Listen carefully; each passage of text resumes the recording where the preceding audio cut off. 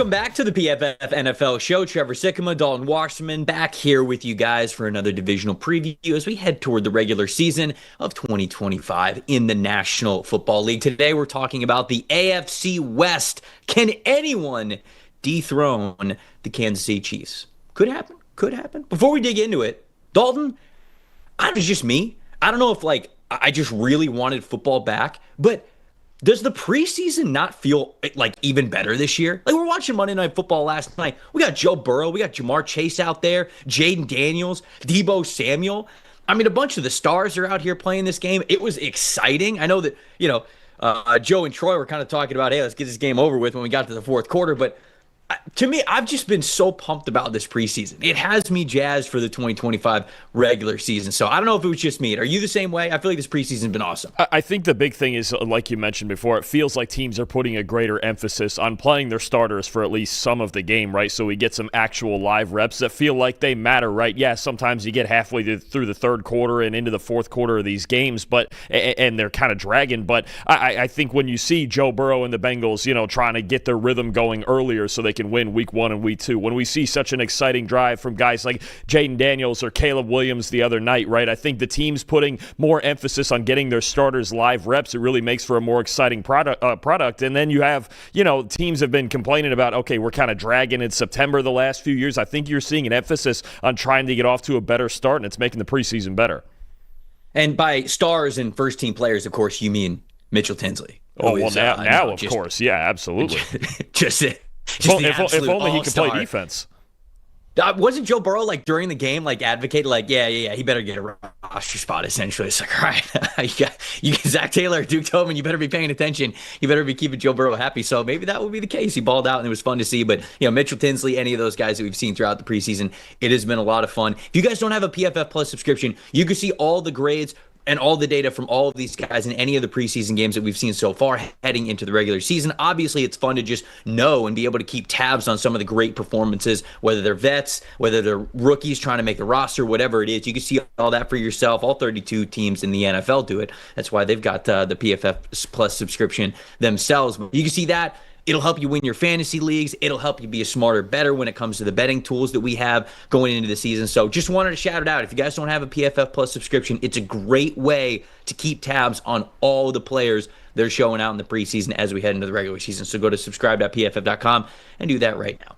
Let's talk about the Kansas City Chiefs to open things up here for the AFC West, as they have won the division for, 8 billion times in a row, it feels like. The Kansas City Chiefs have just been on top of this division. When you look at what they did last year, 15-2 overall record, obviously on their way to the Super Bowl. Came one game short of three-peating there. You see that offensive grade, they were 14th in the NFL. Defensive grade, though, we're going to get into that more here into this show. When people think about the Kansas City Chiefs, they think about Andy Reid. They think about Travis Kelce, Patrick Mahomes, the offense. But it has been the defense that was really the anchor for them last year and allowed them to get back to the Super Bowl. We've got their projected win total for this upcoming season at 10-8. So obviously double digits, still a good score, not quite 15, but Dalton, I think if you go back and you look at some of those games that we saw last year, everybody freaks out about the word lucky. Everybody freaks out about the word lucky, but there is a little bit of luck that's involved. You can't say that the margin for error is so small in this league and yet not admit there's a little bit of luck involved. It felt like the Chiefs also, with the talent, the preparation, everything that they do so well, also had a little bit of luck on their side to get to 15 last year. We've got that mark around 10.8 for this year. What do you think about the Kansas City Chiefs, just overall, before we dive into some of the biggest strengths, biggest weaknesses, and some stars on that team? I mean, look, for as much as everybody's looking for the big weakness and the big flaw that's finally going to take them out this year, it's the offensive line. They're thin on the defensive line. Is it the receivers and the questions surrounding that? And at the end of the day, if they have Andy Reid, if they have Patrick Mahomes, it's the same way it used to be with Belichick and Brady. They're probably going to win the division. They're going to win a lot of close games because they're the best situational football team in the league. They've got an excellent defense with Steve Spagnuolo. And look, is there a little bit of luck in a handful of those games? games, sure, but they also make their own luck when you talk about forcing timely turnovers and Mahomes playing well in the fourth quarter and blocked field goals, and all three phases matter. Look, the stat that sticks out more than anything else, Trevor, last year is that including the playoffs, they were 12-0 in one-score games. Honestly, that's not an accident. They've been doing that forever. Patrick Mahomes has a winning record in his career with a deficit. I mean, they just know how to stay in football games. I think it's so much the way that Bill Belichick and Tom Brady used to do it. Just give them a shot in the last 5 minutes, and they're going to find a way situationally to pull it out. So the Chiefs, look, for as much as everybody's waiting for the downfall, it's not going to happen for quite a while. Yeah, I would not say downfall. Downfall is absolutely not the word that I would use. But as we go throughout this show, I will say the division around them does seem better. So where it felt like, okay, maybe, you're playing your divisional opponents 6 total times, you can pencil the Chiefs in for maybe 5-1. Maybe you're not doing that this year. We'll get to those teams in a second, though. Let's talk about the biggest strength on this team. You've done a great job over at PFF.com, really encompassing these previews yourself, penning a lot of kind of what we're talking about here on these shows. We're going to talk about biggest strength, biggest weakness for this team, but let's start on the positive, the biggest strength. You say that it's the defensive side of the ball. And of course, when you got a guy like Chris Jones, when you got a guy like Trent McDuffie, when you got Steve Spagnuolo as your defense coordinator, you're in for a pretty good season on that side of the ball. Are you as confident on that side of the ball as you were for them maybe last year, being one of the top 3 defenses in the NFL? Yeah, I mean, they managed to retain Nick Bolton. The only real, veteran guy they lost was Justin Reed. I think they're not that thin, or sorry, they're not that deep on the defensive line. So if something were to happen to Chris Jones, then I would really start to question, especially their pass rush. But look, they were the second highest graded defense in football last year behind Philadelphia, right? And I think when you talk about all those one-score games and people talk about the luck and Patrick Mahomes and all the refs and everything else, people forget to stay in those games. They have to be able to make stops in big moments, and they do it over and over and over. You even look in the postseason, their defense won them that playoff game against Houston, and they got the stop when they needed against Buffalo. This team only gave up 30 points 3 times last season, and one of them was the Week 18 game against the Broncos where they didn't even play their starters, and those are the only 3 games they lost all year. Otherwise, when you know your defense is going to make stops, when you know they're going to give up 24 or less, when you know Chris Jones in obvious passing situations is the best defensive tackle in football, and you have Trent McDuffie and Nick Bolton, and then so many young players, Leo Chenal, Shamari Connor, Jalen Watson, Josh Williams. I mean, just guys all over the place that make plays when it matters most. And then the best defensive play caller in the NFL and Steve Spagnuolo. I just think, again, we look at this team, we have so many more questions about their offense than their defense. I think their defense is going to be a rock-solid unit once again this year. Yeah, and I love the rookies that they were able to bring in. Brett Veach does such a great job, their general manager, identifying talent. It's a lot of players that I'm pretty high on. I feel like Noel Williams for them is the exact type of corner that they want, as somebody who has that size, speed, ball skills type of combination. Of course, any team in the NFL would love that, but that aggressive mentality towards the ball, I feel like this defense specifically really emphasizes. And then I like Jeffrey Bossa sort of as that hybrid safety linebacker, second level defender type of a player. He's a little bit lighter, so you don't want him in the box a ton, but man, he can fly down and make some tackles for you, and he gives you that extra speed. On the defensive line, you talked about some of the veterans that they lost this offseason, but Omar Norman Lott, you're probably tired of me hearing it. He was one of my guys in last year's draft. He's somebody who makes a major difference. And you talk about if a Chris Jones were to go down, man, Omar Norman Lott getting to learn behind Chris Jones for the next year or two, I think is going to be something that could be a deadly combination with him getting to play next to him and behind him over the next couple of years, just because he has a similar skill set with that explosiveness as a pass rusher to him. And then Ashton Gelati, I think that powerful base defensive end is somebody that this defense really likes as well. So maybe not the veteran depth, but they do have some rookies that you really get excited about. Biggest weakness on this team, you said it's the offensive line still. You're losing a couple of guys, most notably Joe Thuney, who is no longer on the team. And man, you were singing Joe Thuney's praises last season, and how even with him being known as one of the best guards in the NFL, just not getting the recognition that he still deserves for being able to kick out to offensive tackle, and him really, it felt like that move saved the season, right? Because if he doesn't have the ability to kick out to offensive tackle, who are they playing? I mean, I don't even know if they get to the Super Bowl without Joe Thuney's ability and versatility to get out to that offensive tackle spot. He's no longer on the team. So Josh Simmons is the guy now that they're hoping can step in at left tackle. They're hoping that Kingsley Suamataia can play at one of those guard spots. But how do you feel about this offensive line with Joe Thuney no longer there? I mean, you feel a little shaky about it, right? Because I know Josh Simmons has looked pretty good in the preseason. season, right? And he's going to take that left tackle job. But you look at left guard where Tooney's really vacating, and Joe Tooney was the highest graded pass blocking guard in the NFL since he joined Kansas City. That's not a small loss you're talking about. And then at right tackle, there's a lot of questions about, is it Jawan Taylor? Is it Jalen Moore that's going to play on that right side? What are they doing at right tackle also? So I've got two spots where I'm really questioning who is going to start there. And then a third one at left tackle and Josh Simmons, where, I know a lot of people like him. He is talented. He's athletic. But it is going to take some time in the regular season for him to get acclimated. So there's really only two guys I feel great about right now on the offensive line. That's Creed Humphrey and Trey Smith at center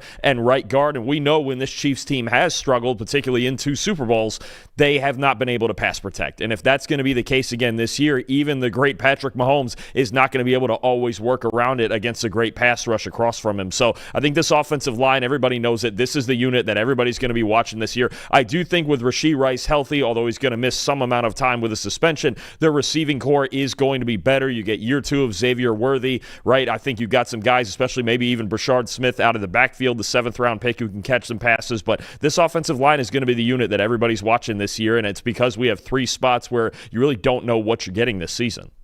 Yeah, we'll bounce around a little bit on the show sheet. We were going to talk about quarterback next, but I want to stick along the offensive line for conversation's sake. For their offensive player that you wanted to kind of shine a spotlight on, you have Creed Humphrey, who obviously Creed Humphrey is also a major part of why the Kansas City Chiefs were so great at pass protecting over the last couple of years, along with Joe Tooney. I just did the 2021 redraft article over at PFF.com, and in doing so, Creed Humphrey was in that draft. He ended up getting picked in the 2nd round. Think about how talented that draft class is, Dalton. There's only 2 players in that entire draft that have a higher wins above average cumulative score since 2021 than Creed Humphrey. The only 2 are Micah Parsons and Patrick Surtain. Creed Humphrey is the next player, which is incredible to say, for a center. And to be honest, with the other studs that are in that 2021 class. Jamar Chase is in that class. Rayshawn Slater, Christian Darrisaw. There's just so many incredible players that were in that class. And yet Creed Humphrey still has been able to be incredibly valuable at that center position. So talking to me about Creed Humphrey and how that should quell some nervousness that Chiefs fans might have along their offensive line with all the changes. Straight up, he's the best center in football, and it's not even close, especially now that Frank Ragnow retired from the Lions. He's the best center in football. Last year, among centers to play 300 snaps, he had the best PFF grade by 6 points. It's just what you see from him all the way around. Dominance in the run game. Pass protection is elite. Him and Jordan Mailata last year were the only 2 offensive linemen in the league with at least a 90 pass blocking and run blocking grade. And I think through only 4 years of his career, if I remember looking at the 20-year history of PFF, he's already like the 6th or 7th highest graded center in PFF history in just 4 years. You're talking, up there with guys like Jason Kelsey, like Nick Mangold, like Chris Myers. This is how good a track this guy is on through 4 seasons of his career. He is the constant. He's the best center in football. He should be there for as long as they'll have him, because he's honestly 4 years into his career. He's already putting together an early Hall of Fame track record. I know it's early with that, but Creed Humphrey, there may not be a player who is more clearly the best player at his position in the NFL right now than Creed Humphrey. I think the only other one, maybe, Max has brought this up, is maybe Fred Warner. Maybe, because he's pretty clearly the best linebacker in football. But yeah. I don't think there's a wider gap between the best player and everybody else than at center with Creed Humphrey. That's how good he is. I think that's it, right? I think it's just Fred Warner. That's a really good question, but I think Fred Warner is probably the only answer there. Let's talk about Patrick Mahomes. A lot of people in the chat here on the show are talking about Patrick Mahomes. They're talking about Travis Kelce. It's what a lot of people want to talk about with the Kansas City Chiefs going into this season. Patrick Mahomes' PFF passing grade last season, 84.1. You have highlighted the key stat, and I'm glad that you did, because this is where I wanted the conversation to go. 7.0 average depth of target last year. I was tied for 41st out of 44 qualifying quarterbacks, and it just felt like that was the missing piece for this Chiefs offense. And to be honest, it's why they had the number 2 defense in the NFL, according to our grades, and yet they were still in all of these one-score games, even with Andy Reid and Patrick Mahomes and what should be an explosive offense. it wasn't very explosive in the passing game. So they've made some additions this year, right? You have Hollywood Brown. You've got Xavier Worthy, obviously. You've got Rashee Rice coming back. It just feels like they have very much leaned into being more of an explosive team.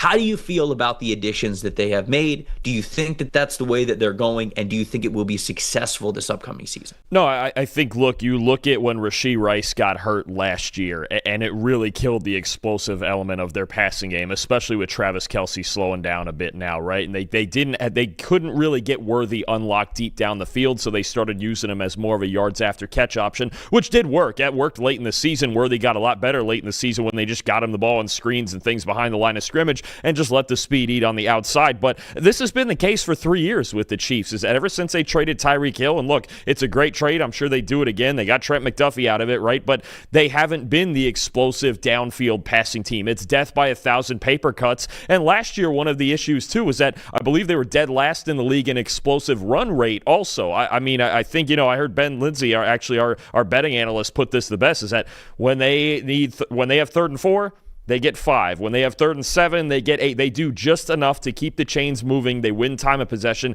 This was a ball control offense last year, right? And I think when you talk about them trying to open things up, they're going to need to, because it opens things up for the run game as well. You get Rice back. Maybe you get Worthy working down the field a little bit more. Hollywood Brown's obviously got great speed. But this is really how it's been for 3 years. 7-yard average depth of target, like you mentioned last year, 4th lowest in football. The lowest big-time throw rate of Patrick Mahomes' career, and he's winning a lot more with his legs. He had the 7th best rushing grade of any quarterback in the league last year. So they get in these tight, close to the vest situations, and they get first downs. That's what they do. That's their goal. At least that was their goal last year. They're trying to open it up more this year. I'm sure they'd love to chuck the ball 60 yards downfield with Mahomes' arm talent, but the last 3 years it has been death by 1,000 paper cuts. Give Mahomes credit, because he's made 3 Super Bowls in a row and won 2 of them doing that, and that's often against these too high looks and these zone defenses how you need to do it. But I think there is an element where they're trying to add more explosiveness to this offense, both through the air and on the ground. I think that a lot of people are ready for the Patrick Mahomes era to be over. And one, it's not. 2, I would say that you did a good job pointing out why Mahomes' season last year, when you think of the context that was involved in everything, it was still a very, very impressive season. Now, was he the elite passer every single week? Was it a ton of big-time throws every single week? No, it wasn't. But like you mentioned, that wasn't the offense that they had. That wasn't the weapons that they had at their disposal. This was not the Tyreek Hill, prime Travis Kelce years where they're throwing it all over the field against single high coverages.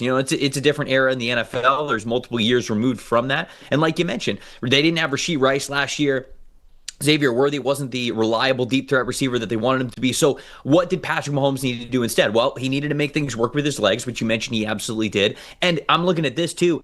Avoids negatives. We have that category in there. Avoiding negative plays. Patrick Mahomes, 96th percentile last year. He knew, for as much as coaches will emphasize every single year, win the turnover battle. We got to avoid negatives, all this kind of stuff. You want to do that at all times. Mahomes realized, I have to do that with more emphasis than I ever have before, than most quarterbacks do, because the margin for error for him was so thin. And for them to win 15 games still, with the least amount of explosives and the lowest big-time throws that he's had, it was incredibly impressive. And like I said at the beginning, is there a little bit of luck involved? Yes, I think there always is with this game when you're playing it, certainly at an even level and in the pros. But like you mentioned, you've got to put yourself in the right situations to be able to capitalize on a little bit of luck when you get it. I think Patrick Mahomes was a big part of that. Also, as much as I love to give Ben Lindsay credit, and we're going to talk about Ben Lindsay here right in a second, what you said there about, the quote of, hey, whenever any time that the Chiefs need 4, they get 5. Whenever they need 7, they get 8.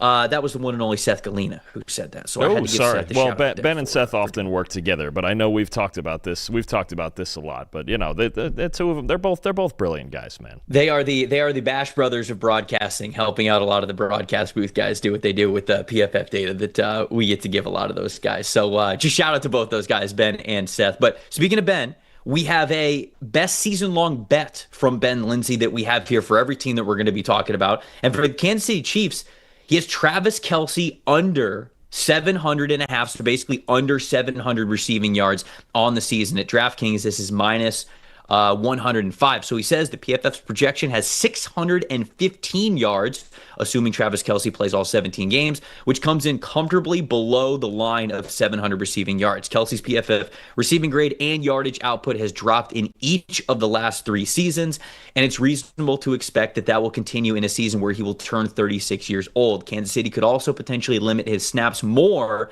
in the regular season to make sure he might be a little bit more fresh when they get into the postseason, as they are expecting to get into the postseason. What do you think about that? Travis Kelce below 700 yards in a single season. Has that happened for him? Like, it's got to be like first time, like since rookie season. I don't know if you have those numbers up in front of you. I will look them up in a second if you don't have them there, but I cannot think of the last time that Travis Kelce would have had less than 700 yards, but this is sort of that time, right? Again, like, he's 36 years old. Father time kind of comes for everybody. And I think that even the people in the chat earlier in the show were kind of pointing out, yeah, you kind of took a step back a little bit last year. So what do you think about that line for Travis Kelce? Travis Kelce in the regular season has never even been below 800 yards. So if you're first time ever. If you're going below 700 here, then you're really counting on, okay, the drop-off is there, and he's pretty much getting to the end here, which the only thing I'll say is if he plays all 17 games, last year, obviously, it's always a thing, Week 18 with the Chiefs, if they need to play or not, but if he plays all 17 games, that's just over 40 yards a game, right? I mean, you would think as much as they still you would think target him, that would still be attainable, but, I mean, how many times did he have below that? It's really... That's a tough one. That's a tough one because you still feel like that's Travis Kelce, and there's certain matchups he's going to succeed. And if he can't get a little over 40 yards a game, then yeah, this might be it this year. But he's never even been below 800. So if you're believing in the under, and it seems like Ben does, then you're thinking he's really just kind of shot. And last year was really a steep decline, and we're going to get another steep decline this year. That's a tough one. That's going to be a hard one. It's going to depend on how much they really emphasize targeting these receivers as opposed to so many years where Kelce was the most targeted player on this team. So he had over 800 receiving yards last year. Only played in 16 games because he was inactive that last week of the season because they didn't need him. He actually had less than 40 yards receiving in 7 of the 16 games. So almost half of his games. And he still had 131 targets last year, which you're hoping with Rashee Rice. I mean, that's a silly number for a tight end in 16 games. I think that's probably, if I were guessing, that's probably second behind Brock Bowers, I assume. I have to look at that. I think Bowers had more. That is still a lot of targets. I mean, 131. If you can't get 700 yards on 131 targets... it was third behind Bowers, and Trey McBride actually had 139. That's impressive. But I mean, if he's still going to be McBride a lot, if he's still going to be top 5 or 6 in the league among tight ends and targets, then it might be tough. This is a close one because again, I think if you're taking the under, you're really taking the storyline of like, okay, this guy's about done here. Yep. All right, let's talk about one of the teams that I think a lot of people are probably picking to upset the Chiefs as the division winners here. And it's because a lot of people got a lot of faith in Jim Harbaugh. Wherever Jim Harbaugh has been, Stanford, San Francisco, Michigan. Now we've already seen early returns here with the Chargers. He's a winner. He knows how to win, and you think that this team is going to take the next step here in year 2 with him being the head coach. So obviously he's the head coach there. They were 11-6 last year, second in the AFC West, and they lost the AFC West wildcard game on wildcard weekend.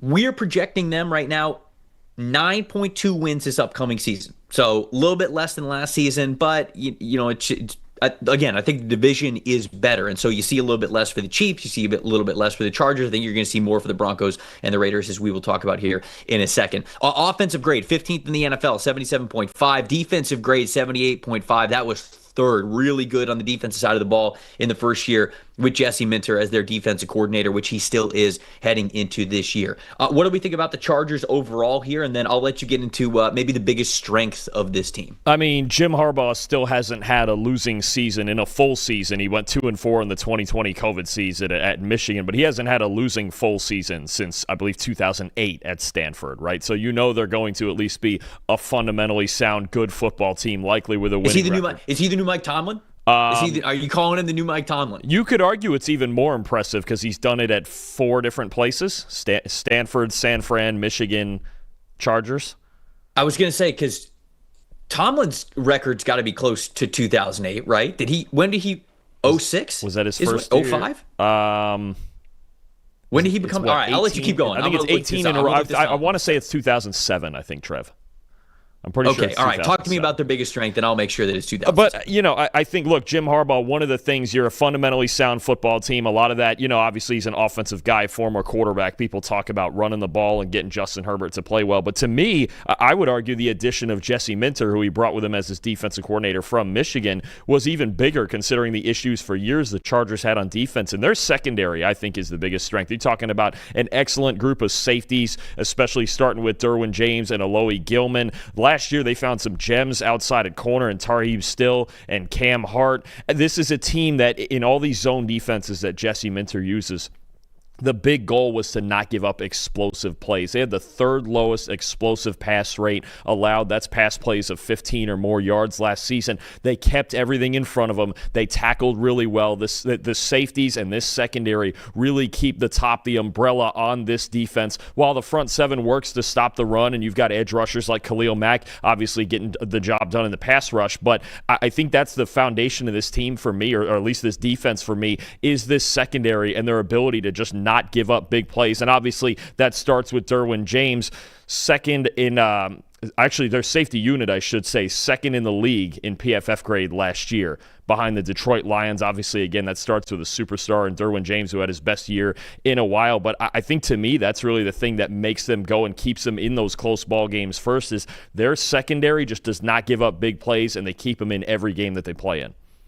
Yeah, and I think that outside of Derwin James, if you were to say this to somebody like, oh, yeah, the Chargers, their biggest strength on the team is their secondary, I think a lot of people would be like, okay, Derwin and who? Like, who do they have? And it's just, it's a collective of players who, from college football or who have been around the league in a while, who collectively just play really well as a unit. You mentioned limiting explosives, and I love the depth that this team has as well. R.J. Mickens, somebody from Clemson who you and I really loved. I think he's got a high football IQ. I think that he'll fit right in. He was one of the highest graded defenders that we have had so far this preseason. Tony Jefferson, veteran preseason GOAT, as we talked about him basically having elite PFF grades over the last couple of years. So you're happy having that vet in the room. I like Elijah Molden at the cornerback spot. Nico Reed is somebody who I felt like should have.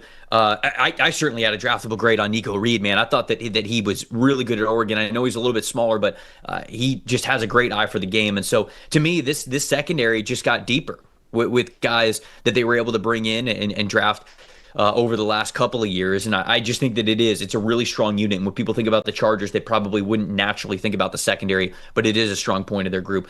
What about the biggest weakness for them? Biggest concern that you might have going into this season? So for me, and I think there's been some good developments in the preseason with guys like Trey Harris and Keandre Lambert-Smith, right? But to me, it's receiving depth. It's who do we have beyond Ladd McConkey, right? Ladd McConkey's a star. He proved that as a second-round pick last year. He got better and better as the year went on. But I think that's going to be the question. Is it going to be Trey Harris or Keandre Lambert-Smith? Can Quentin Johnston continue to improve, although he just suffered a concussion in the last preseason game they played in? This was a very lowly graded tight end unit, 22nd in the league in receiving grade last year. They added Tyler Conklin. They added Oronde Gadsden in the draft, but you just don't see a lot of star power outside of Ladd McConkey right now, and they're hoping, obviously, some rookies are going to make this group better, but that's one thing I would question is who is going to be that number two guy. They added the veteran Keenan Allen also. He's back in L.A. too, playing for the Chargers, catching passes from Justin Herbert, but that's the big thing I'm looking for is when this team really needs to throw the ball, if defenses are going to tilt their way towards McConkey, who else is going to step up and make big plays? I think that's going to be a question for me all season, unless you see Trey Harris emerge, unless Keenan Allen has a resurgence, something like that, unless one of the tight ends can really give them plus production there. That's something I'm looking for. What does the receiving depth look like behind McConkey? So, people in the chat are talking about this on the defensive side of the ball, so I want to flip back to it. I know that you mentioned Khalil Mack as the player to watch on the defensive line for this team that's really, really important. And Walt in the chat is talking about, hey, the secondary is good, but it's only good if you can get pressure. as quickly as you need to, because everybody knows that if you've got more than 3 seconds to throw the ball, even the best secondaries in the NFL are probably going to give up a lot more than they're comfortable doing so. Do you feel good about where the Chargers are on the defensive line of things? This is a team that lost Poona Ford, really needed to emphasize defensive line. They drafted Kyle Kennard, they drafted Jamari Salyer, they brought in Deshaun Hand, but you're losing a player who I think was pretty pivotal for you in Poona Ford. Do you feel good enough about who they have at the linebacker spots, who they have on the defensive line to create that pressure? I still feel good about him in run defense because you've got Khalil Mack, who's an elite run defender. Tuli Tuipulotu's a really good run defender. Taylor Tart is still there. Jamari Caldwell, I think, is going to be a really good fit, a really good run defender there. The pass rush is a little more concerning. I think Khalil Mack at his age is still probably their best pass rusher. They could use a better season there from Tuipulotu. Maybe Kyle Kennard helps there off the edge. So I don't feel as great about them rushing the passer, and they don't blitz a whole lot either. Jesse Minter here and there will get in some weird zone blitz looks, but he usually likes to sit back and just let that secondary keep things in front of him. I do have a little concern with the pass rush because I don't think there's a ton of depth there, but maybe some of those young players, maybe it's Kyle Kennard who steps up after the year he had at South Carolina last year. But in run defense, I feel good. I feel good about their ability to replace Poona Ford, and Poona Ford was really good last year, but especially with Jamari Caldwell, the third-round pick there on the inside, I think that was a fantastic pick and a perfect fit. I feel good about their ability to stop the run. We'll see what happens in obvious passing situations. They're probably going to lean more into their coverage there. We haven't talked a ton about the offensive line with the Rashawn Slater injury, and the chat's obviously talking about this one because it's a big deal. He's one of the best offensive tackles in the NFL. Now he's going to miss the entire season. So as a result, you're flipping Joe Alt from the right side to the left side. Trey Pipkins will come in and he'll play that right tackle spot. I think all of a sudden, Mekhi Becton and how he performs now matters a lot for this team, right? Because Mekhi Becton looked good last year, but there's a difference when, you're playing next to Lane Johnson, right? And just a star-studded Eagles offensive line. And now he's really going to have to step up, especially with Alt moving to the opposite side of the line of scrimmage. I mean, before it was like, okay, he's playing next to Joe Alt. You feel pretty good about that and that chemistry and what Alt can be. But now with Alt flipping to the other side, I mean, Trey Pipkins, he's been fine at points throughout his career. Didn't have great PFF grades last season, 58.6 overall blocking grade for him. And so it's just that all of a sudden that Mekhi Becton spot ultimately becomes really, really important now for you because he has to show up and be the best version of himself in the NFL for this team, given how much that means to the offensive line now. So I'm a little bit worried about the offensive line, certainly with anytime you lose a guy like Rashawn Slater. I guess I should say more than a little bit worried because of how talented he is. But I still think it's a good group overall.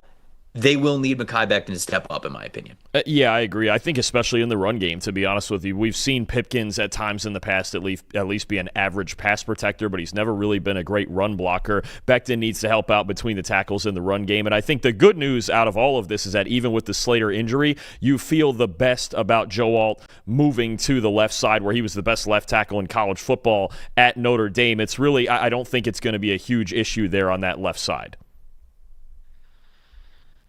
Mekhi Becton hasn't even practiced. Oh, Jim Harbaugh says he'll be ready when he's ready. Interesting. Yeah, that's not good either. Okay, so now there's uncertainty with Mekhi Becton as well. I didn't even realize that he wasn't practicing. Okay, now I'm kind of worried. Now I'm definitely worried. there were already questions on the interior with a Bradley Bozeman, with a Zion Johnson. Not good. It's not good. Losing Slater, he was the second highest graded tackle in football last year. It's the one, if I was picking out an injury or two other than Justin Herbert that they just could not have, Rashawn Slater might be number one on that list, honestly. I think it's going to hurt him for as much as this team is trying to run the ball, and they got Amari and Hampton, they got Najee Harris to try to run the ball even better than last year. You lose Slater, and I don't want to say that goes out the window, but it gets a whole lot harder without him. Let's talk about Justin Herbert before we finish with the best bet for the team. 91.2 passing grade last season for Justin Herbert. Really good stuff from him. 95 0.9 passing grade on 10-yard throws or more. That was third best in the NFL. So obviously this is to do with a cannon of an arm. He wants to push it deep down the field. You talk about receiver depth being something that you're worried about. I'm not as worried about it as you are. Like, obviously you got to get out there and you got to prove it, but I'm pretty bullish on what Trey Harris can be for this team. I like Keandre Lambert-Smith. You've got Keenan Allen. I know he's not Keenan Allen of old, but, you got Keenan Allen at least in the building. You have Quentin Johnson as a depth player for you. And so I feel decent about this receiver room and being able to stretch the ball with Keandre Lambert-Smith and Trey Harris specifically. So I think they continue to be one of the more explosive passing attacks in the NFL. But talk to me about Justin Herbert. What do you think about him going into the year? Yeah, look, I've staked my claim with Herbert this offseason. I think he's a top 6 quarterback. I think last year, despite whatever surface level stats might tell you, I think he played his most efficient football last year. And Jim Harbaugh and Greg Roman went in there and said, look, dude, you've got maybe the strongest arm in football. We're going to use that, and you're going to throw downfield more often, and we're going to be a threat vertically, because there's no reason that a Justin Herbert should be in the bottom 5 or so of average depth of target, right? He's not a death by 1,000 paper cuts quarterback like Patrick Mahomes has become in Kansas City.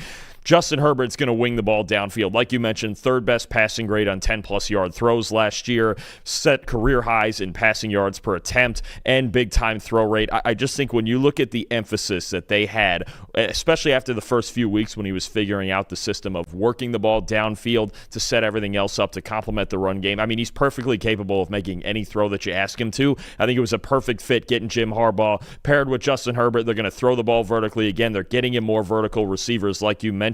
I think his best football is still in front of him, and he played fantastic football last year. To me, a top 6 quarterback in the league. You obviously have the top 4 guys that everybody always talks about. And the next 2 are some order for me of Justin Herbert and Jaden Daniels. I just think people getting into all these arguments about Herbert, about him not being a top 10 or 12 guy, or he lets him down in the playoffs. Look, he's been in the playoffs twice.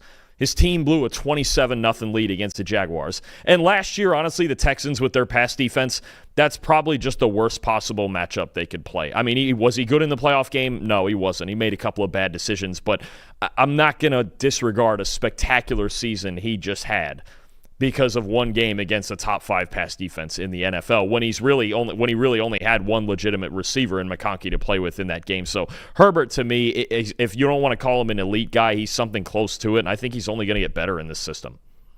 Ben Lindsay's best bet has to do with Omarion Hampton, so that's the last talking point that we were going to have, so it fits in pretty nicely here.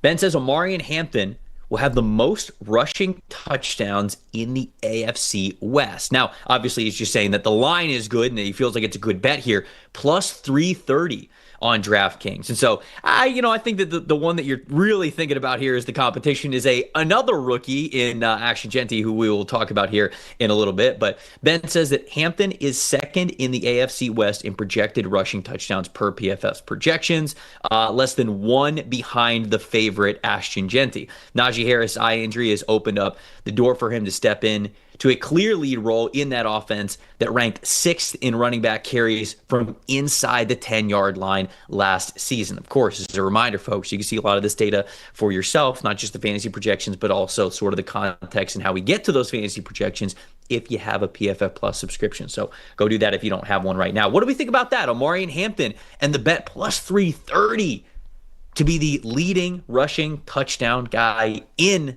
the AFC West as a rookie. How do we feel about it? I mean, you sure feel good about it being one of those 2 guys, right? One of the 2 rookies, either Genty or Hampton, the first 2 running backs taken in this year's draft. And you say this, I think Jim Harbaugh and Greg Roman, when they get down inside the 10-yard line, they want to run the football. I don't think there's any question about it, and they knew they could. They had a hard time punching it in last year. They were relying too much on Justin Herbert to punch it in, right? Last year, the Chargers were 29th in rushing grade, 27th in yards after contact per carry, 27th in explosive run rate. They brought Omarion Hampton in to fix all of that. I think especially the yards after contact, when you get down inside the 5-yard line and you need those dirty work yards to get into the end zone, Hampton is that guy. That's what he did at North Carolina, right? He's that big, powerful, straight-ahead runner who's going to run through contact. I think absolutely he's going to get plenty of opportunity to do so. The only question I'd have there, and right now he's not playing, is how much many carries when healthy does Najee Harris take away from Hampton? And Harris also a big back who can play down on the goal line too. But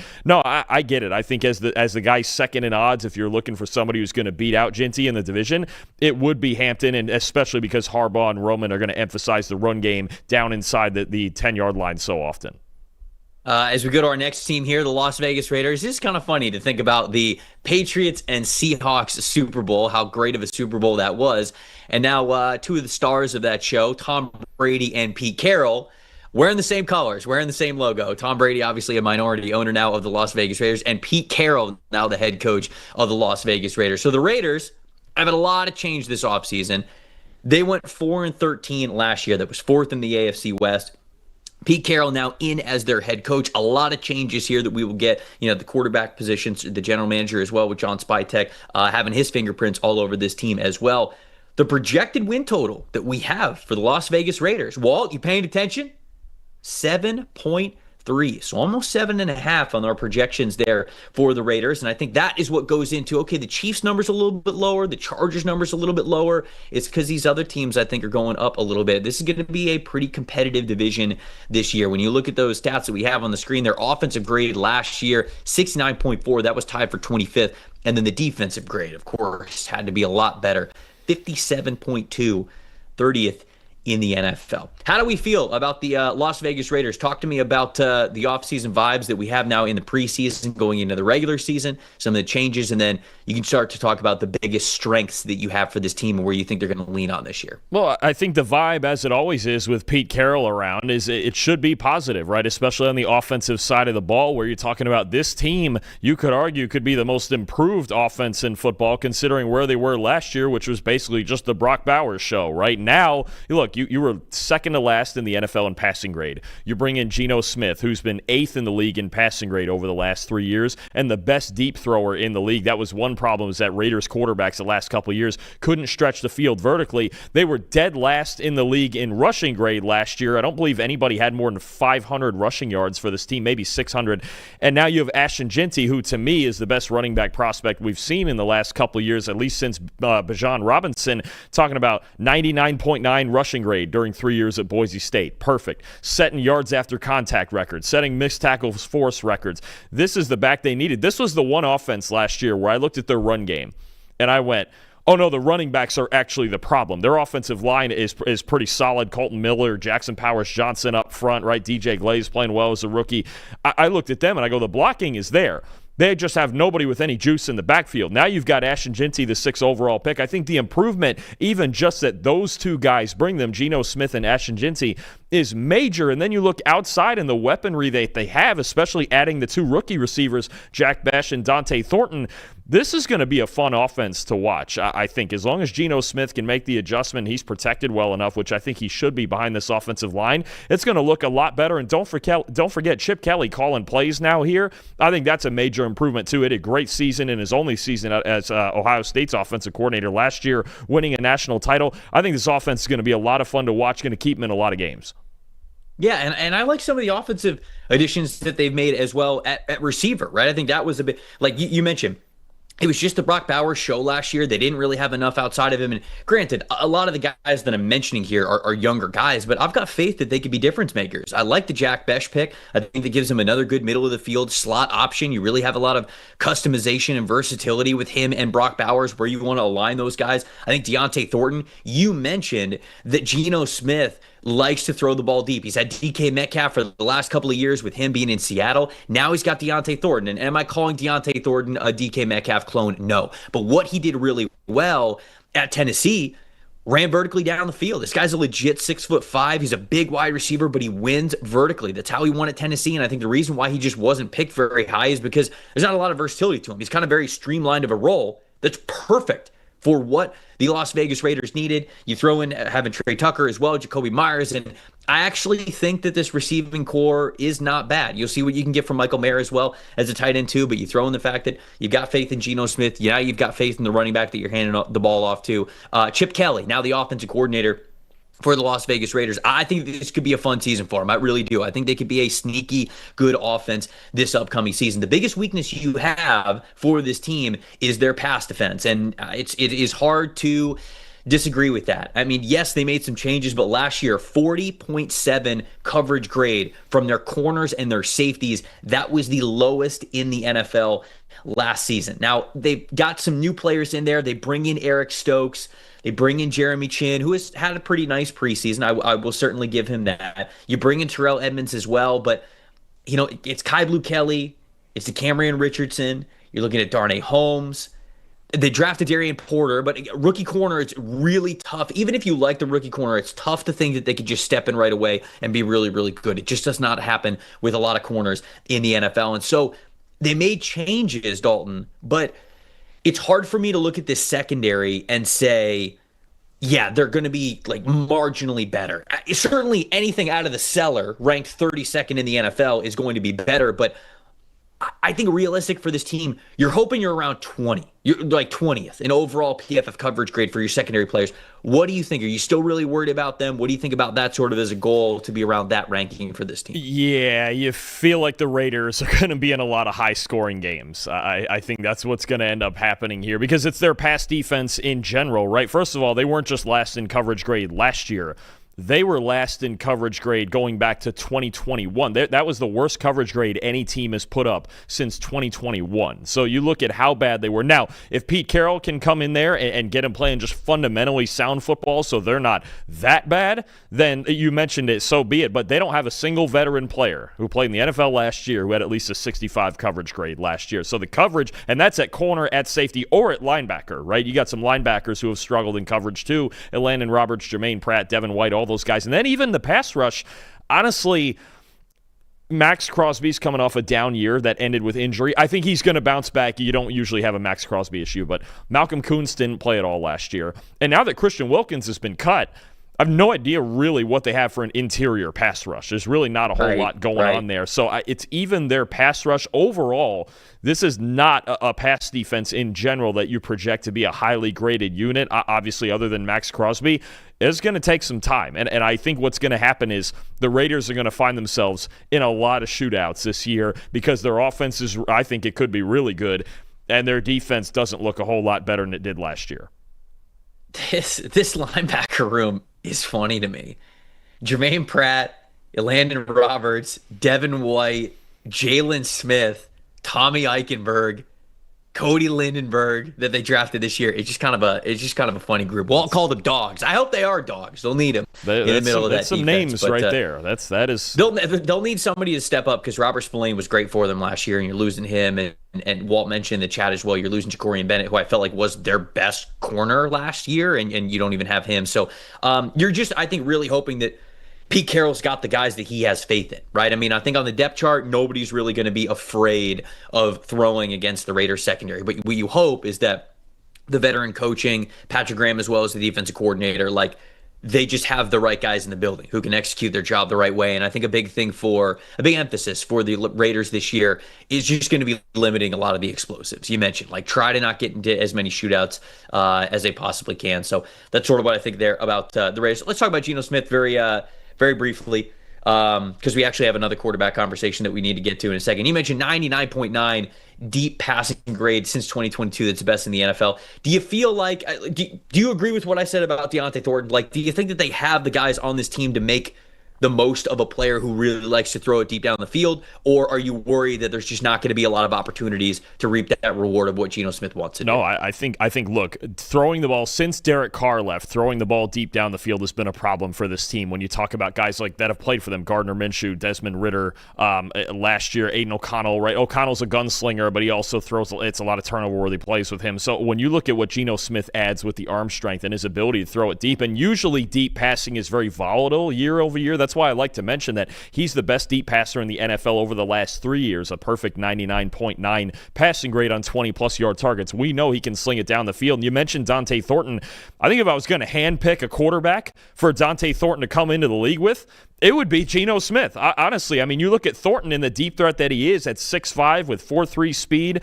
He led all of college football in yards per reception last year. He's very explosive. He just was in a Tennessee offense that didn't get him a whole lot of volume, because that's the way that goes, is you get deep shots or you get nothing down there. But no, I think Chip Kelly's going to find a way to use Thornton. I think he's going to use that deep passing ability of Geno Smith. And I'm pretty sure it was either first or second last year at Ohio State. Will Howard was the highest graded deep passer, or second highest graded deep passer in the country under Chip Kelly. And he had a guy in Jeremiah Smith who he knew darn well he was getting vertical with. So Chip Kelly's going to emphasize the vertical passing game to complement the run game with Ashton Jeanty. I think Geno Smith, again, I think we just have to say with Geno, there's a lot went wrong last year in Seattle, and he still had them right on the cusp of playoff. Didn't they win 10 games? They went 10-7 last year. And they lost the division on a tiebreaker. I mean, you look at the success Geno had in Seattle. He was arguably a top 10 quarterback during his 3 years. There is no team realistically that has improved their quarterback situation more than the Raiders, going from second to last in the league, going from Gardner Minshew and Aiden O'Connell to Geno Smith, who's got the 8th best passing grade in the league over the last 3 years. It can really sling it vertically. It's a great acquisition. He's played really good football, and last year Seattle just let him down with the pass protection, and he didn't play great in the red zone. I'll admit that. That's the one flaw. He's got to be better in the red zone, but man, oh man, I mean, this is such an improvement. It gives you such credibility in your offense to go from the guys ahead the last couple years to Geno Smith. This is a Geno Smith believer show right here. And we've got the grades to back it up. I know some people look at Geno Smith and I don't know, for whatever reason, like they think he was a disappointment when he was with the Seattle Seahawks. I just do not understand how you could think that about Geno Smith. So I think it's going to be a great pairing, obviously with what they are building there with the Raiders, and I think for even the next couple of years, it's going to get even better. Hey, so the Jets weren't wrong. They were just 10 years early. They were. You know what? You could find solace in that. The Jets weren't wrong. They were just way too early. So feel good about that. That's all there is. The Raiders bet here that we have from Ben Lindsay, over 7.5 wins. So the PFF projection we had right there at that 7.5 wins. But the reason why he likes this bet is because it's plus 140 if you're looking at it on DraftKings right now. So Ben says the Raiders ranked dead last in overall PFF grade at quarterback last season at 58.3 and PFF rushing grade at a 57.9. Their two biggest moves in the offseason, obviously getting Geno Smith and Ashton Jeanty, should significantly raise the floor of this offense, along with the veteran coaching staff and additions like Pete Carroll and Chip Kelly. I'm expecting them to be much more competitive in 2025. So Ben basically has that, the line of 7.5 that's right where PFF is projecting them to be. You're just saying like, hey, I like the line of plus 140, getting plus money there. You're hoping the ball bounces one way. You get that extra win. You go from 7 to 8, and obviously you hit that bet there. So it's right around where we are projecting the Raiders to be. But Dalton, do you think that that's right around 7 or 8? I do. I think this team's going to be competitive. I really do. I think that 7 or 8 feels like a good number for this team. I mean, this is going to sound like an insult, but just the division is so tough, right? That I think the Raiders, we could look at the Raiders by the end of the year as like the best last place team in football, really, with this offense. And I think there's two things that get you over that win total, right? I think one, the defense has to be functional. Their pass defense has to be just some sort of functional unit that is not the worst we've seen in 5 years. And the other thing too, I just want to throw out with this offense also, is Brock Bowers already was setting records last year, and he was doing so much of his work after the catch, and we know he's great after the catch.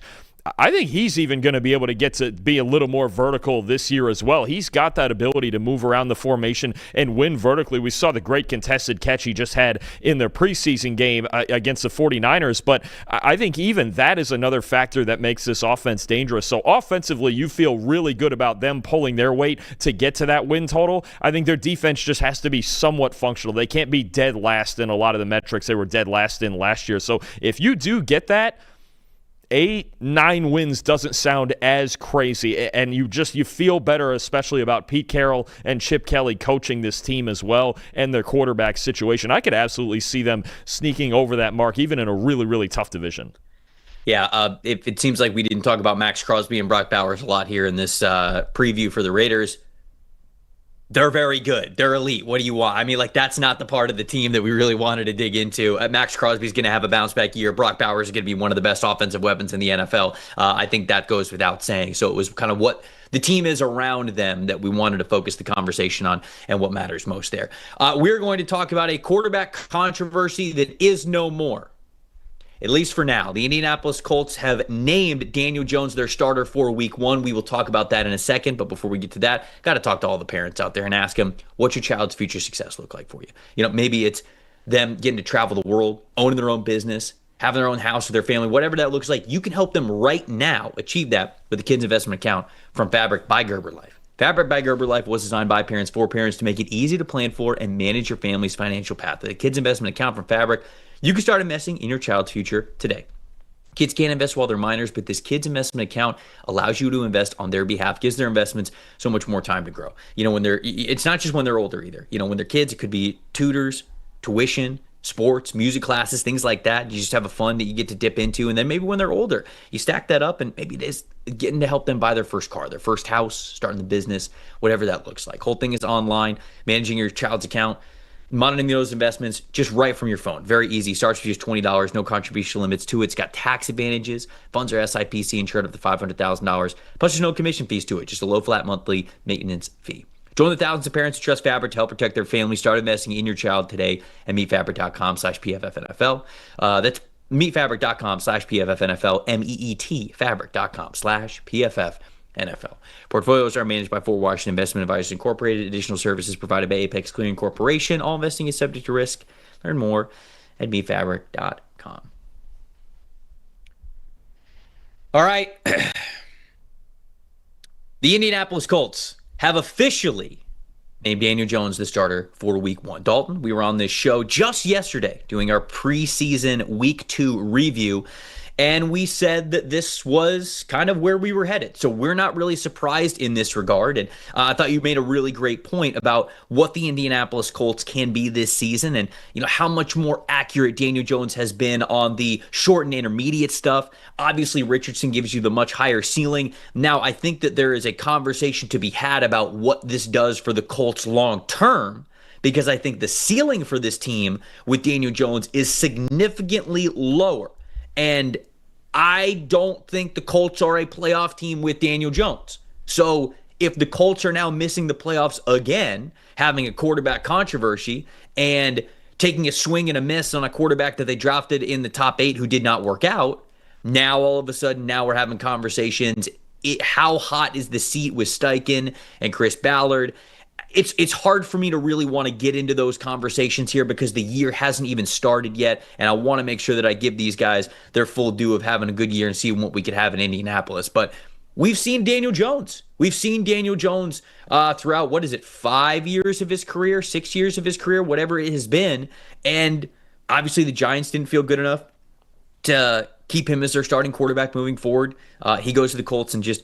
What do you think about this move here? Obviously, it's not shocking to us because we talked about it a little bit yesterday, but your thoughts overall now that it's official with Daniel Jones as the week 1 starting quarterback? Look, there's some people based on the ceiling or the theoretical ceiling of Anthony Richardson that might not like this. I think this is absolutely the correct decision. I think I get what you're getting at with the athletic talent. It's the same thing we've been talking about since Richardson was drafted 4th overall. He just hasn't executed. He's been injured, and when he's been on the field, he doesn't execute enough outside of the occasional big-time throw, right? Yes, the deep ball is better. Is he more athletic than Jones? Yes, but he's got to protect himself on the field, so that neutralizes the second part. And then, look, deep passing, okay, 20-plus yard passing. I'll say it again. The league average for deep passing and the amount that you do it is 12%. So Anthony Richardson's going to be better than Daniel Jones 12% of the time, and maybe a few rushing attempts. Okay, fine, 15 to 17% of the time. But within that 15 to 20-yard box, Daniel Jones can make those throws. He can be more accurate. He can allow this offense and all of the athletes that they have, Michael Pittman, Josh Downs, Alec Pierce, A.D. Mitchell, Tyler Warren, Jonathan Taylor, DJ Giddens. He can allow those guys to at least get the ball in their hands and win after the catch and win on the outside and do the things that Shane Steichen wants to do in this offense. It's just Anthony Richardson doesn't execute. He doesn't do the easy stuff enough. I go back and I know, again, it's small sample in the preseason, but in this preseason, on throws under 20 yards, Daniel Jones passing grade, 81.7. Anthony Richardson passing grade, 55.6. He just doesn't execute the fundamental things enough. And I think that was even shown when he got hurt in the first preseason game when he missed the protection in the hot read and he got his pinky dislocated because of it. If you can't even protect yourself in the pocket when the protections need to be set and you need to know where to go with the football, those are the things that Daniel Jones can do. And even those check down throws and those hot throws that get you 6 or 7 yards, they keep your offense moving. This is an offense when anywhere Shane Steichen's run this team. Chargers, Eagles with Jalen Hurts going to a Super Bowl. Now with the Colts, this is an offense designed to move the chains. If the deep ball gets added in with Alec Pierce, obviously, with some other guys, if he can scheme up the deep ball, then fine. But it has to be able to put you in good situations first. They want to run the ball. They want to run their RPOs. They want to get yards after the catch. They want to move the chains. Daniel Jones gives them a significantly better chance to do that and a better chance. Look, if they're going to make the playoffs, if you told me which one do you think is more likely to bring them to the playoffs? I'm going to tell you Daniel Jones because I know we've seen Daniel Jones. We know his limitations. But we know he can function on an NFL field, too. We've seen him bring the Giants to the playoffs with a good run game and with good play calling under Brian Daboll, right? The Giants, when he was there, never had anything close to this set of passing game, of receiving weapons that the Colts have right now. Daniel Jones does stand a chance. There are limitations. The deep ball's not going to be great. It never has been. He's got the lowest big-time throw rate in the league over the last 4 years, but they don't need big-time throw rate. This team went 9-8 with Gardner Minshew, and I would still say Daniel Jones is probably more talented than Gardner Minshew. I do think this gives them a better chance to win ball games. And Oregon, look, I'll say it again, the most likely outcome is that neither one of them is very good this year, and we're talking in the spring about Drew Aller, Sam Levitt, Garrett Nussmeier, Lenore Sellers, whoever else you want to about the future of this franchise. For now, I think Daniel Jones clearly gives them a better shot to win games. I think that's mic drop, folks. I mean, I agree with a lot of the stuff that you said there. I don't have a lot of faith in Daniel Jones to lead them to the playoffs. This was a team that was 24th in the NFL in total points allowed when it came to points per game. And so I think the defense has to be better, but they've made the additions to be better. I think they've made the secondary better. I think the linebacker room is going to be fine, and I think the defensive line can be really good, especially with Latu taking that next step as well. So I think the defense can certainly be a little bit better than what it was last year. You mentioned their record, than what we were able to see from them. I don't have a lot of faith in either of these quarterbacks, to be honest with you. And that's sort of where I'm at. And I think some people are like, well, if you don't have a lot of faith in him, just start the guy that has the higher ceiling. It just doesn't really work like that in the NFL. If you're a head coach and you think that a guy gives you a better chance to win right now in this game heading into Sunday, then I think that you're just going to start that player more often than not. And I do agree with you. At this point, that is Daniel Jones. I think Daniel Jones gives you the better chance to win each Sunday than Anthony Richardson does right now. Anthony Richardson has the higher ceiling, but clearly he has not picked up things the way that you have wanted him to. The accuracy still is not there for him. The time to throw is not there for him. And so that's all stuff that's going to get better. I don't know if it's going to get better with him now on the bench, but I also don't really expect Daniel Jones to start all 17 games for them this year. I think it's going to be a little bit of a carousel, and I think it'll continue to work itself out throughout the season. So Daniel Jones, the Week 1 starter for the Indianapolis Colts. Very curious if Colts fans think that this is the right move, how they feel about the season, all that good stuff. But hey, we've got one more team here in the AFC West that we've got to get to, and it is the Denver Broncos. It's a team that, man, I know that Broncos fans are very, very excited about. A lot of people around the league are picking them as their sleeper team to win this division, to make some noise in the playoffs, and I think the reason for that is because, man, they got a damn good defense. This could be the best defense in the NFL this upcoming season. In a lot of ways, they were one of the best defenses in the NFL last year, and I feel like they're only getting better. Sean Payton's his third year as the head coach here for the Broncos. Their projected win total, 8.8. So just under 9 wins that we have here. They were 10-7 last year, third in the AFC West. They lost in that AFC wildcard round. I don't think they were ready for that deep playoff run yet, and we can get into a little bit of that. You see that offensive grade, 21st in the NFL for as good as a year I think Bo Nix had as a rookie last year. It wasn't a super explosive offense. They didn't have a lot of passing weapons that they could really rely on beyond Cortland Sutton, but that defensive grade, you see that 10th overall in the NFL. I think we're jumping into the top 5, not just in the overall category, but a lot of other categories categories as well. Coverage grade, run defense, pass rush. I think this team is going to be fantastic. And then, of course, you see the projected win totals there as well. Talk to me about the biggest strength of this team, how bullish you are on the Denver Broncos this upcoming season. Yeah, listen, and then the defense rightfully gets a lot of credit. Pat Surtain out there is a defensive player of the year. I love the additions of Dre Greenlaw and Talanoa Hufanga and Jahdae Barron. Need him to play well as a rookie. But you know what? When you look at this team, and I think especially this offense, I think the heart and soul of it last year was their offensive line. When you look at Bowles, Powers, Wattenberg, Miners, and McGlinchey, They had the highest pass blocking grade in the league. Their offensive line was only held responsible for a 16.2% pressure rate. That was the best in the league. And the fourth best knockdown rate, combined hits and sacks on their quarterback last year. I don't think this offensive line gets enough credit. I mean, when you talk about the environment, Bo Nix came from, at Oregon, the best pass blocking team in the country, okay, in college football his last season. He walks into the NFL, and he goes to the best pass-blocking team in the NFL last year, and you wonder why he was so good and brought him to the playoffs and was in the Rookie of the Year race and allowed to do all the things he could do.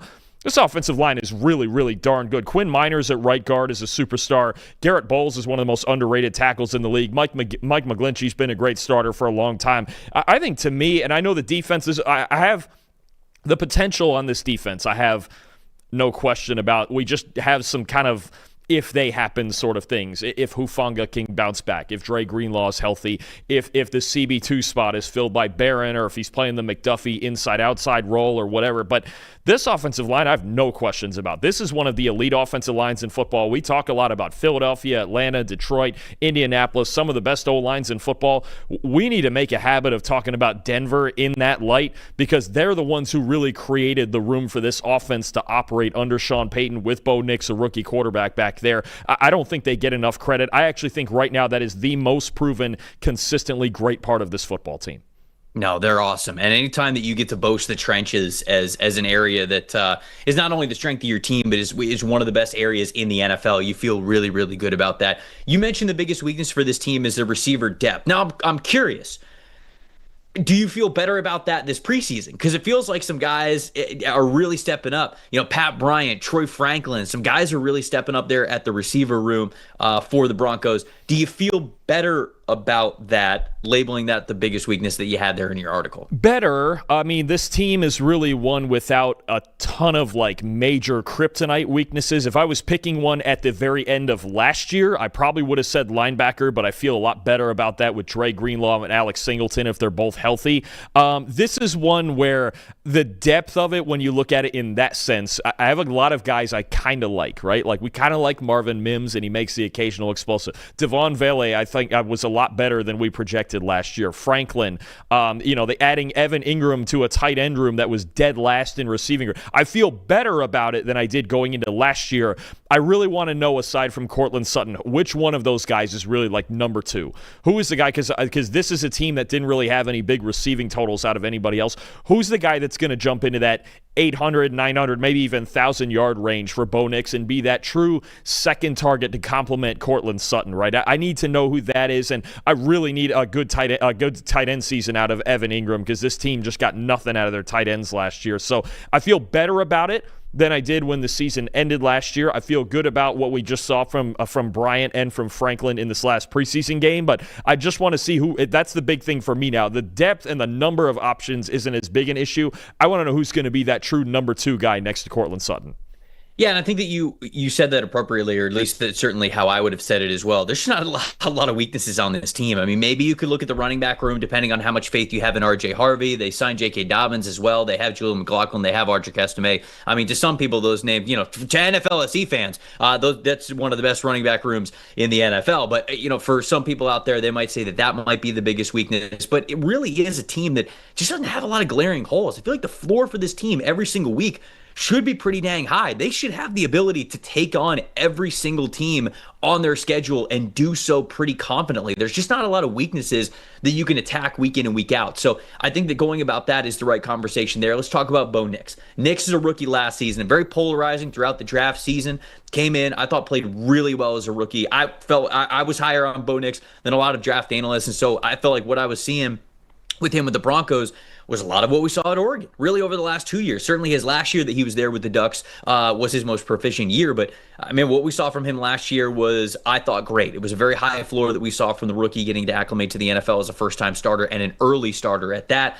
76.4 overall PFF grade in 2024, 1.4 turnover-worthy play rate from week 4 on. It was the best in the league over that span. That is the type of Bo Nix that we saw at Oregon. Now, certainly, year 2, year 3, year 4 of his rookie contract here, you want to see the turnover-worthy play. Anytime that you crank up the big-time throw rate, the turnover-worthy play rate is probably going to go up a little. But what you want is you want it somewhere around, 1.5% to 2% of a turnover-worthy play rate is fantastic. Even like 2 to 2.5 is totally fine if you can get that big-time throw rate into the 4% range, 5% range, something like that. 6 and above, I mean, obviously you're talking about having an incredible season. But for Bo Nix, I thought it was the exact type of year that you would want to see from that player, given how his scouting report read coming out of Oregon. So I thought it looked great from Bo. What are you expecting from him this upcoming season? I think the big thing with Bo and what makes him a solid NFL quarterback at the least is that much like Drew Brees, especially late in his career, obviously with Sean Payton had,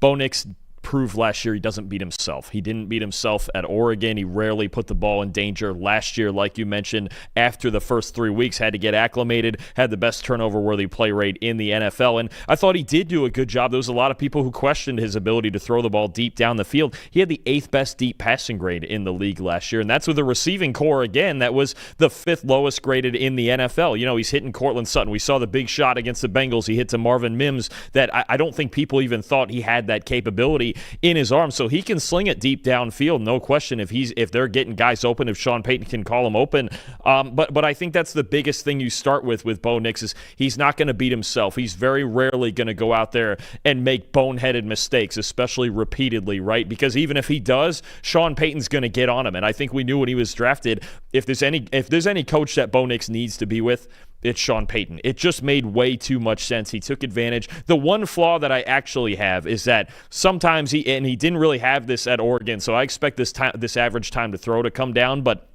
he was held responsible for more pressure at a higher rate. 24% of his pressures he was held at least partially responsible for. That was the highest rate of any starter in the league. So it's funny. The one thing I expected was for Bo Nix to get rid of the ball quickly last year, and his average time to throw was near 3 seconds. I think that could come down in year 2, being more comfortable in this offense, and you could see him pressured even less than he was last year because a lot of times it was just him holding the ball too long, and he can make plays with his legs outside the pocket too. But no, you look at Bo Nix, again, I think that's the biggest thing. He gives you such a high floor because he doesn't beat himself, and that's why Sean Payton drafted him in the first place. Defensive line you feel good about. I mean, Zach Allen, ton of pressures last season. Very versatile player. Very happy with him. Obviously, they give him big money this offseason for a reason. You got John Franklin Meyer as well. DJ Jones in that mix. I like Savion Jones. I think the rookie that they drafted, I think fits exactly what they want to do on that odd front defense. They added Dre Greenlaw, you mentioned. They've got Nick Bonito. They've got Drew Sanders. They've got Jonathan Cooper. They've got so many guys on that team that I feel like they could go to. Jonah Ellis as well. I forgot they also have him on this team. Pretty good roster there.